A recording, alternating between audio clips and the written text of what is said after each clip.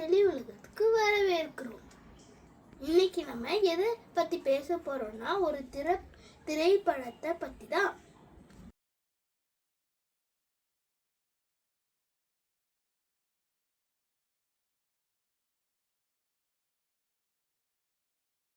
அந்த படத்தின் பெயர் திருக்குறள்.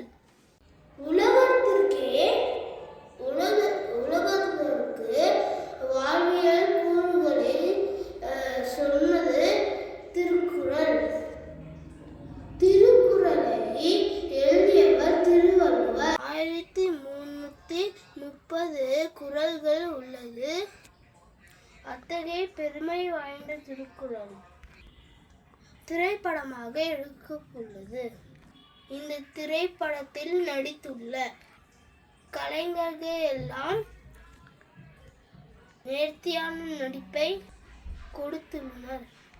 தமிழ் மொழியின் பெருமைகளையும் சிறப்புகளையும் அறத்தையும் காதலையும் வீரத்தையும் ஒழுக்கத்தையும் நல்ல ஆட்சியும் கொண்டிருந்த தமிழர்களின் உண்மை வரலாற்றை இந்த படம் பேசுகிறது.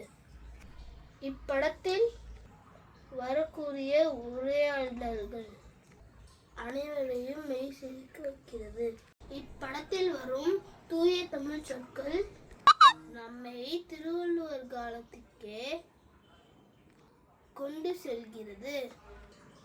பண்டைய தமிழ் இலக்கியத்தின் பெருமைகளையும் அவற்றின் சிறப்பு இயல்புகளையும் இத்திரைப்படத்தின் வாயிலாக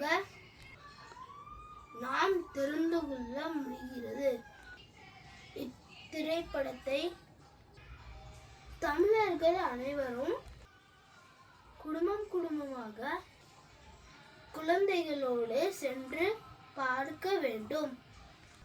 இன்றைய தலைமுறை தெரிந்து கொள்ள வேண்டிய இத்திரைப்படம் அனைத்து பள்ளி கல்லூரி மாணவர்கள் அனைவரும் கண்டுகளிக்க வேண்டிய திரை இலக்கியம். எனவே ஒவ்வொருவரும் இத்திரைப்படத்தை பார்க்க வேண்டும். நான் பார்த்துவிட்டேன், நீங்கள் பார்த்துவிட வேண்டும். குழந்தைகளே பார்ப்பீங்களா? பார்க்கணும். ஏன்னா இது திருவள்ளுவரை பத்தி தெரிஞ்சுக்கிற படம். மீண்டும் அடுத்த வீடியோல சந்திக்கலாம். பாய்.